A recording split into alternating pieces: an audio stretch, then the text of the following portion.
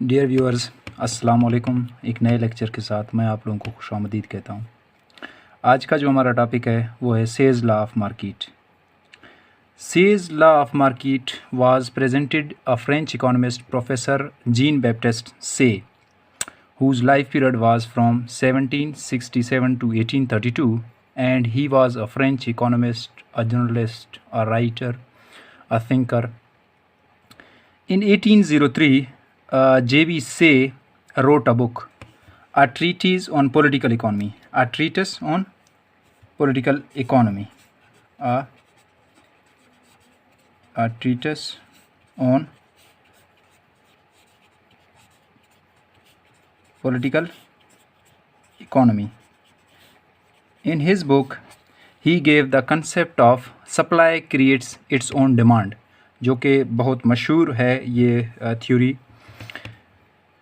और इस वजह से जो सेज लॉ ऑफ मार्केट है इसको कंप्लीट क्लासिकल मॉडल भी कहा जाता है। Supply creates its own demand, और जब सप्लाई अपनी डिमांड खुद प्रोड्यूस कर लेती है तो इसी वजह से there is always aggregate demand equal to aggregate supply, यानी जितना इकोनॉमी के अंदर एग्रीगेट डिमांड है और उतनी ही सप्लाई हो रही है। इस वजह से economy is always at full employment, there is full utilisation of resources, और इस वजह से no one will remain unsatisfied. तो ये था सेज लॉ ऑफ मार्केट। अब सेज लॉ ऑफ मार्केट को हम कोशिश करेंगे कि दो परसेप्शन में, दो रेफरेंस में इसको स्टडी कर लें कि how supply creates its own demand, and when supply creates own demand then aggregate demand becomes equal to aggregate supply. तो टू केसेस में हम स्टडी करने की कोशिश करेंगे। उसमें से पहला जो हम स्टडी करेंगे वो है barter system, the barter system.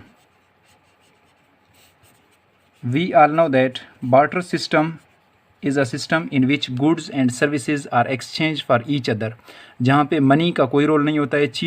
चीज़ें और सर्विसेज एक दूसरे के बदले जो है मुंतकिल होती हैं, तब्दील होती है।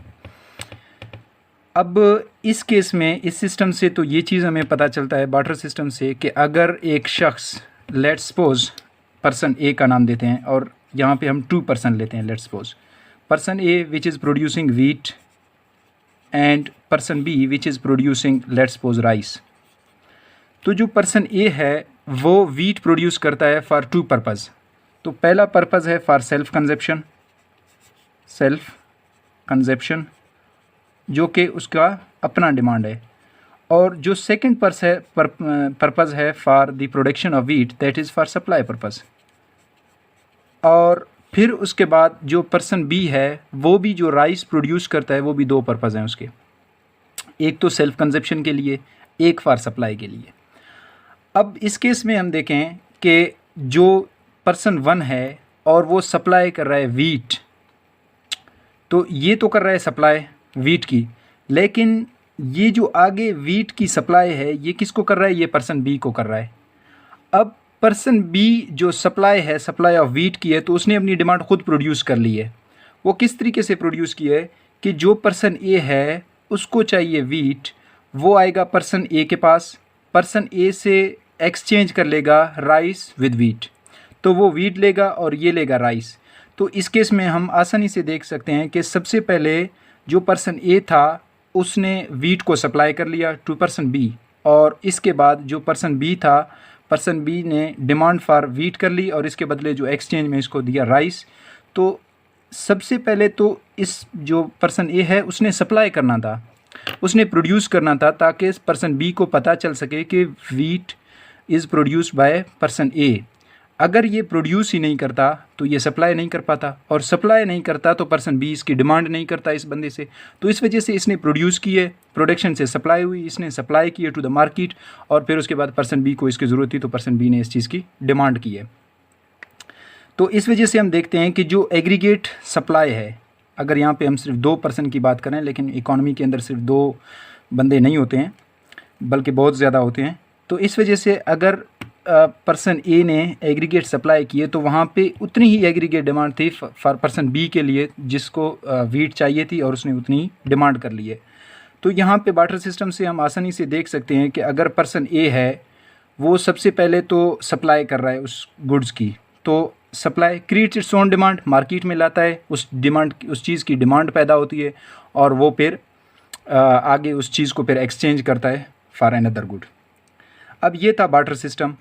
अब हम देखते हैं कि मनी इकोनॉमी में क्या ये वैलिड है या वैलिड नहीं है। तो सेकंड केस है वो है मनी इकोनॉमी का। मनी इकोनॉमी, अब यहाँ पे इकोनॉमी एडवांस हो चुकी है और अब मनी का कंसेप्ट आ चुका है, जहाँ पे which is a medium of exchange, जिसमें हम चीज़ें लेते हैं एक जो है मीडियम ऑफ एक्सचेंज से, जिसको हम देके उसके बदले चीज़ें लाते हैं। अब बार्टर सिस्टम का कंसेप्ट नहीं है जहाँ पे चीज़ों के बदले चीज़ें जो है एक्सचेंज होती थी या सर्विसेज के बदले, लेकिन यहाँ पे अब एक स्पेसिफिक जो है एक यूनिट है जो कि एक्सेप्टेबल है फॉर ऑल ट्रांजैक्शन पर्पस, वो है मनी। अब मनी के केस में किस तरीके से supply creates its own demand और aggregate demand always equal to aggregate supply, तो वो किस तरीके से है। अब देखें जो एग्रीगेट डिमांड में लेट्स सपोज पर्सन ए का ही केस लेते हैं और वो प्रोड्यूस कर रहा है वीट। पर्सन ए है, वो सबसे पहले प्रोड्यूस करता है वीट, और वीट को प्रोड्यूस करने के लिए वो फैक्टर्स ऑफ प्रोडक्शन के सर्विसेज लेता है, लैंड, लेबर, कैपिटल और एंटरप्रेन्योर। फिर उसके बाद जितने भी सर्विसेज और फैक्टर्स ऑफ प्रोडक्शन लेता है उसके बदले वो उनको मटेरियल रिवॉर्ड देता है, उनको वेजेस की सूरत में, उनको रेंट की सूरत में, इंटरेस्ट रेट की सूरत में, प्रॉफिट की सूरत में उनको जो रिवार्ड प्रोवाइड करता है, फिर उसी रिवार्ड से जो उनको पैसा देता है रिवार्ड में, उन पैसों से वो दोबारा डिमांड फॉर वीट कर लेते हैं। अब सबसे पहले वो डिमांड फॉर वीट नहीं कर पाते जब तक वीट प्रोड्यूस ही ना होती। वीट यहाँ से प्रोड्यूस या इकोनॉमी के अंदर वीट की सप्लाई हुई है, उस सप्लाई से इनको जो उसकी प्रोडक्शन से इनको जो अमाउंट मिला है, फिर उसी सप्लाई से उन्होंने डिमांड की है। तो इस वजह से अगर इकोनॉमी में वीट प्रोड्यूस हो रही है और वीट प्रोडक्शन के लिए जितने लेबर्स और जो है फैक्टर्स ऑफ प्रोडक्शन इस्तेमाल हुए हैं, उनको जो रिवार्ड मिला है, फिर उसी रिवार्ड से वो दोबारा डिमांड फॉर दैट प्रोडक्ट करते हैं। तो हम देख रहे हैं एक तो सबसे पहले सप्लाई हो रहा है और सप्लाई अपना डिमांड खुद प्रोड्यूस कर रहा है। अब कैसे खुद प्रोड्यूस कर रही है कि सप्लाई करने के पर्पज़ से ही हमने फैक्टर्स ऑफ प्रोडक्शन हायर कर लिए, उन फैक्टर्स ऑफ प्रोडक्शन को हमने वेजेस दे दिए, उन्हीं वेजेस से उन्होंने उन्हीं जो रिवार्ड है उनका, उसी रिवार्ड से उन लोगों ने दोबारा डिमांड फॉर दैट प्रोडक्ट कर लिया। तो अगर हम प्रोड्यूस ना करते तो सप्लाई नहीं होती, और सप्लाई नहीं होती इनको रिवार्ड नहीं मिलता, और इनको रिवार्ड नहीं मिलता तो इनका डिमांड ही नहीं होता। तो इस वजह से वी कैन से दैट कि मनी इकोनॉमी के अंदर भी जो सेज लॉ का एक स्टेटमेंट है कि supply creates its own demand, वो वैलिड है, और aggregate demand is equal to aggregate supply वो मनी मार्केट में भी वैलिड है। अब हम केस देखते हैं कि आर्थर सी पिगो जो हैं उसका क्या वर्क था, क्या कंट्रीब्यूशन था इन सेज मार्केट में। तो पिगो ने AC Pigou, Arthur C Pigou, AC Pigou ने सेज मार्केट को देखा था लेबर मार्केट के केस में। जो सेज लॉ है उसको लेबर मार्केट में स्टडी कर लिया, और उसके बाद उसने एक जो है केस उसने जो है एक स्टेटमेंट पेश की कि अगर लेबर हायर किए जा रहे हैं और उन्हीं लेबर को वेजेस प्रोवाइड की जाएं which is equal to the value of marginal product, यानी कि जितने भी लेबर हायर किए जाएं उसमें से हर लेबर को वेजेस प्रोवाइड किए जाएं जो कि इक्वल हों उसके वैल्यू ऑफ मार्जिनल प्रोडक्ट के। तो उस पॉइंट पे सप्लाई भी क्रिएट्स अपना डिमांड भी प्रोड्यूस जो है क्रिएट कर लेती है, और इसके बाद इस केस में जो एग्रीगेट डिमांड है वो एग्रीगेट सप्लाई की इक्वल आता है। अब लेट्स सपोज ये VMP, तो हमें पता है कि VMP किस चीज़ के बराबर है, when we multiply marginal productivity of labour with price we get VMP। तो VMP में हम लेट्स सपोज कि जो मार्जिनल प्रोडक्टिविटी ऑफ लेबर है वो एक लेबर जो इसकी एडिशनल या मार्जिनल प्रोडक्टिविटी है लेट्स सपोज वो 20 kg है।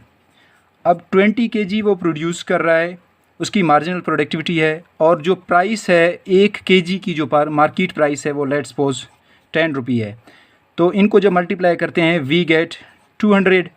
अब जो 200 है इस 200 जो इसकी वैल्यू है, तो कहता है कि लेबर को इतने ही वेजेस प्रोवाइड किए जाएं। अगर लेबर को इतनी ही वेजेस प्रोवाइड करेंगे 200 रुपीज़ के, तो जितनी अमाउंट की सप्लाई हो रही है aggregate supply comes from production. तो जितनी चीज़ों की प्रोडक्शन हो रही है उससे जितनी सप्लाई हो रही है, जितनी अमाउंट की सप्लाई हो रही है, उतना ही रिवार्ड हम दे रहे हैं उस फैक्टर ऑफ प्रोडक्शन को जो इसकी प्रोडक्शन के लिए यूज़ हो रहा है। तो वो क्या करेगा, उन पैसों का दोबारा जाके इसी चीज़ की डिमांड कर देगा। तो इस वजह से ये aggregate demand always become equal to aggregate supply. लेकिन एक और चीज़ भी है इस बीच में, वो भी हमें यहाँ पे स्टडी करते हुए जाना है। वो ये है कि we know that Y is equal to consumption plus savings. उसमें से जो आपके पास कंजप्शन है, जो इनकम है टोटल, उसमें से या उसका कुछ पोर्शन, लेट्स सपोज 80% है, वो हम कंज्यूम कर लेते हैं, लेकिन बाकी जो 20% है वो हम सेव भी कर लेते हैं। तो यहाँ पे जो इनकम हमारे पास 200 आ रहा है, वो तो कंजप्शन चलो हम उसकी कर रहे हैं 180 रुपये या 150 हम खर्च कर रहे हैं, लेकिन बाकी तो सेव कर रहे हैं। तो फिर कैसे aggregate demand becomes equal to aggregate supply के बराबर आता है? ये आता है, वो इस तरीके से आता है क्योंकि क्लासिकल मार्केट में जब हमने classical theory of interest rate study किया तो हमने देखा था कि savings are always equal to investment. अगर ये इन्वेस्टमेंट है और ये सेविंग कर्व है तो यहाँ पे दोनों इक्वल थे, और इस इक्विलिब्रियम पॉइंट पे equal interest rate of equilibrium rate of interest determine होता है, और ये सेविंग्स इक्वल टू इन्वेस्टमेंट।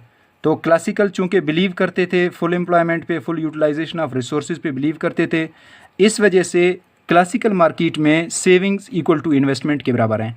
फिर यहाँ पे अगर इसी टर्म को हम इस तरह लिख दें, y is equal to C plus I लिख दें, तब भी ये सही है। इसमें सिर्फ हो क्या रहा है, हो ये रहा है कि जो आउटपुट है वो डिस्ट्रीब्यूट हो रहा है from consumer goods industries to producer goods industries. सिर्फ ये फ़र्क हो रहा है, जो इंडस्ट्रीज़ जो आउटपुट है वो जो पहले डिस्ट्रीब्यूट हो रहा था, जो सबसे ज़्यादा था कंज्यूमर गुड्स इंडस्ट्रीज़ पर, अब वो रीडिस्ट्रीब्यूट हुए from consumer to producer goods industries में। लेट्स सपोज जो इंटरमीडिएट गुड्स वगैरह हैं, जो फाइनल गुड्स की प्रोडक्शन के लिए इस्तेमाल होती हैं, या वो फाइनल गुड्स एक और फाइनल गुड्स की प्रोडक्शन के लिए इस्तेमाल होती हैं। तो अब इंडस्ट्रीज़ ने मूव कर लिया फ्रॉम कंज्यूमर गुड्स इंडस्ट्रीज़, जो चीज़ें जो प्रोडक्ट्स वो जो कंज्यूमर यूज़ करता था, अब इंडस्ट्रीज़ ने वहाँ से मूव कर ली to producer good industries. Producer के लिए गुड्स एंड सर्विसेज जो है प्रोड्यूस हो रही हैं, वो इंडस्ट्रीज़ ज़्यादा हो गई, लेकिन आउटपुट, एग्रीगेट आउटपुट या जो एम्प्लॉयमेंट लेवल है वो सेम रहता है, उसमें चेंज नहीं आता है। ये इन डिटेल एक पहले मैं इस पर एक लेक्चर अपलोड कर चुका हूँ, classical theory of interest rate, वहाँ पे आप इन डिटेल देख सकते हैं कि इसका सारा प्रोसेस। यहाँ पे मैंने सिर्फ एक इंट्रो दिया इसका। तो ये था आज के लिए जो हमने स्टडी किए कि सेज लॉ क्या है, सेज लॉ ऑफ मार्केट क्या है, और इसमें फिर Say's law of market with reference to barter system, with reference to money economy, और फिर उसके बाद जो आर्थर सी पीगो का जो वर्क था सेज मार्केट पे, सेज लॉ पे, तो उसने क्या एडिशन की है और किस एंगल से स्टडी किया, तो वो भी हमने देखा कि जो आर्थर सी पीगो का वर्क था उसने लेबर मार्केट को स्टडी किया, और लेबर मार्केट के थ्रू उसने ये इक्वेशन स्टडी पेश किया कि अगर एक वेज प्रोवाइड किए जाए एक लेबर को which is equal to the value of marginal productivity of labour, तो फिर उसमें aggregate demand becomes equal to aggregate supply, और supply creates its own demand, क्योंकि प्रोडक्शन हम कर रहे हैं इसी चीज़ के लिए ताकि सप्लाई करें, फिर सप्लाई प्रोडक्शन कर रहे हैं इसी चीज़ के लिए ताकि सप्लाई करें। तो प्रोडक्शन प्रोसेस में हम लेबर हायर करते हैं, उसको वेज देते हैं, फिर उसी वेजेस से वो दोबारा डिमांड करता है। तो देखो सप्लाई ने खुद डिमांड प्रोड्यूस कर लिया। तो मिलते हैं इंशाल्लाह नेक्स्ट लेक्चर में, तब तक मुझे दीजिए इजाज़त। अल्लाह निगहबान।